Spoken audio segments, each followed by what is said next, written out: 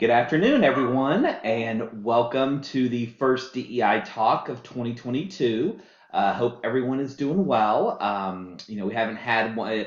We had one early in December, and I kind of took the rest of December off in the last couple of weeks because everybody was kind of winding down towards the end of the year, and we're all trying to kind of get our feet under us and get ready to go for 2022. So, but I thought now would be kind of a good time to start up our weekly DEI talks again.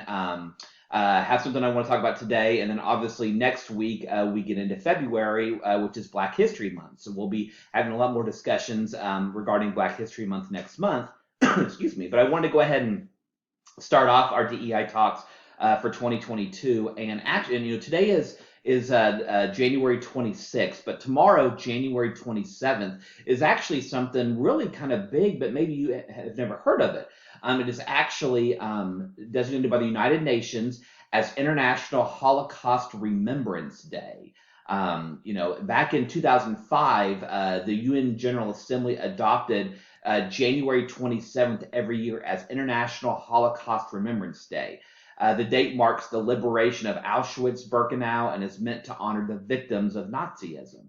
That same resolution supports the development of educational programs to remember the Holocaust and to prevent genocide in those areas. The resolution encourages member states of the UN to actively preserve sites the Nazis used during the final resolution that we've heard about in our history books. The resolution also condemned all forms of religious intolerance, incitement, harassment, or violence against persons or communities based on ethnic origin or religious belief throughout the world. So while the focus obviously is on the liberation of Auschwitz and Birkenau and about the actual Holocaust, it's also designed to bring attention to religious intolerance, harassment, or violence against any religions in the world. So it has kind of a broad-ranging scope. So, and every year on International Holocaust Remembrance Day, there's a theme, and for 2022, the theme is what they call memory, dignity, and justice.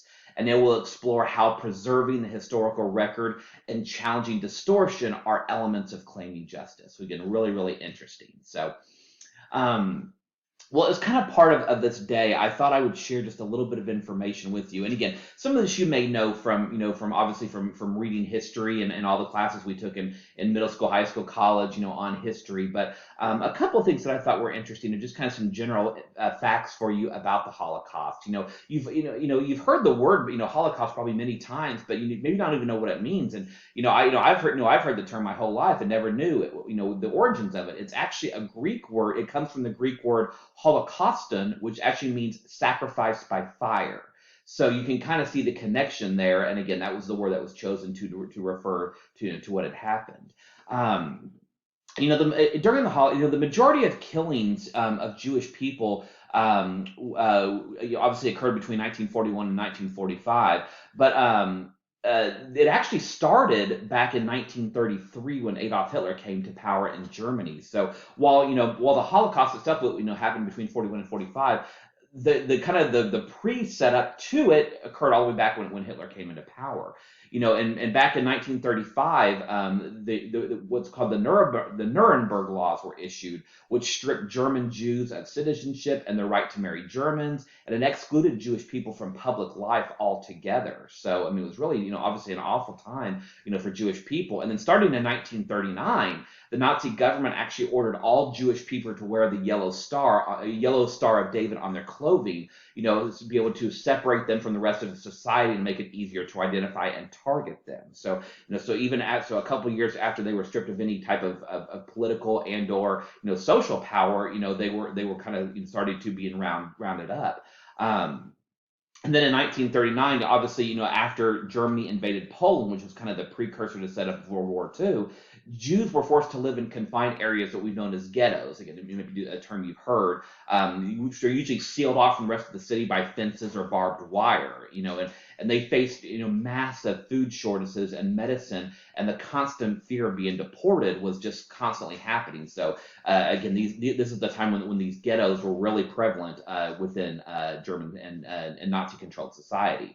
And did you actually know that the Nazi, we obviously, Auschwitz and Birkenau, and some of those are the famous concentration camps. But did you know that the Nazis actually constructed over 44,000 sites, which included detention centers, forced labor camps, and killing centers like Auschwitz.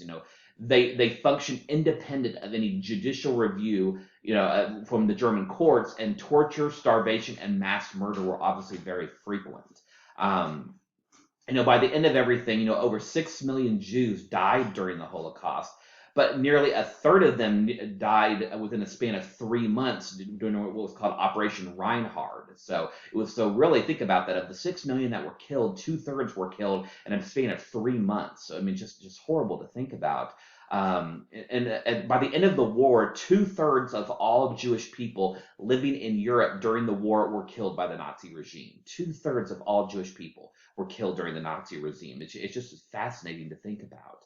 And contrary to popular belief, uh, Jews weren't the only groups that were targeted by the Nazis. I mean, obviously, with 6 million of them killed during the Holocaust, it obviously is a big, they received the most attention. But it's less commonly known that people like gypsies and Jehovah's Witnesses, homosexual people, people with disabilities, all of those groups were also targeted and put into concentration camps, just like Jewish people were. So again, it wasn't just the Jews that were targeted. So it was just really a horrible thing to think about. All these different groups were rounded up and exterminated the way they were. So again, January 27th, tomorrow, International Holocaust Remembrance Day. The date marks the actual liberation of Auschwitz back in 1945. So that's kind of why January 27th was selected. So again, I thought it was really important, to kind of start off our new DEI talks with something that maybe we don't really know too much about. But again, we all know what the Holocaust is. We know,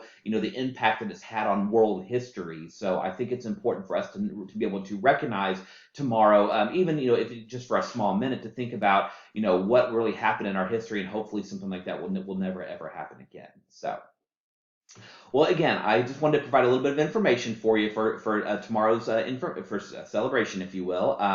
If you just Google International Holocaust Remembrance Day, there's a ton of information about the Remembrance Day and other things that you can do if you ever want to support anything along these lines. So again, just a great thing to look at. So. Well, like I said, I'll be posting another video next week, and we'll be kicking off Black History Month with the start of February. So hope everybody is doing well, and we will talk again next week. Thanks again, everyone.